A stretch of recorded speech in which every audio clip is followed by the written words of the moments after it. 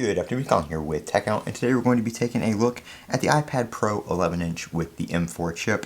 I picked this up almost a week ago, and I've been using it quite frequently, and I just wanted to do a little comparison between my iPad mini and this iPad. I did sell my iPad mini, so I don't have it with me, but I will be comparing the two, as well as kind of going over some of the previous iPad Pros that I've had. First things first is the tandem OLED display on this is absolutely phenomenal. It looks amazing. Very nice colors, very good brightness. I've got it up at about probably 85% brightness, maybe closer to 90, and it is plenty bright. Looks very, very nice. Excuse me. And I just love how this screen looks. I just have it in this cheap ESR case that I picked up on Amazon. I did just order the Apple Pencil Pro, as well as the Apple Magic Keyboard case with the trackpad and everything. But pretty nice case for, I think it was like 16 bucks. Excuse me. Very thin. I had a Galaxy Tab S8 Ultra, and this reminds me of that. It's just very thin and lightweight, very portable, easy to carry around. A lot thinner than my iPad mini, plus the bezels are pretty small on this one as well.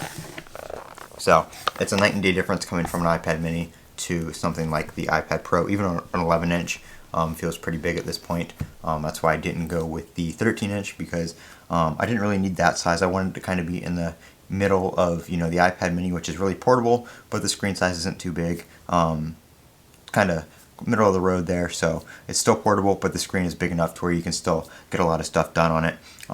The keyboard's plenty big, which of course with that Magic Keyboard case, you'll have the physical keyboard as well.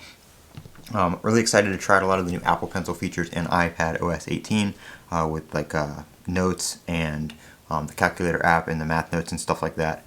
So excited to try that out with the Apple Pencil. But overall, this iPad is great. Battery life is pretty good. I've only charged it, I think, like 1.5 times since I got it. I think it's going to say 2. Yeah, 2, but it was like 1.5 right now. And then, of course, I'm about to have to go plug it in because we're at 7%. But not bad at all for how much I've been using it over the past week or so. You can see there we have some activity. There's like an hour of use right there. And then a little bit here throughout the day.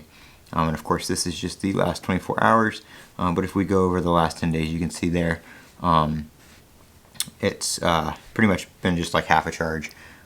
With Monday we had almost 5 hours of usage, and then about 4.5 on Thursday with a little bit in between there. So battery life's really good. You do get the new battery cycle count and battery health here on the M4 Pro, as well as the M2 Air. That's something new in iOS 18 for the newer iPads. So that is just kind of a general overview of my thoughts on the iPad Pro M4. I'll probably do a full review here after I use it a little bit longer. And of course I will be showing those accessories when they get here as well.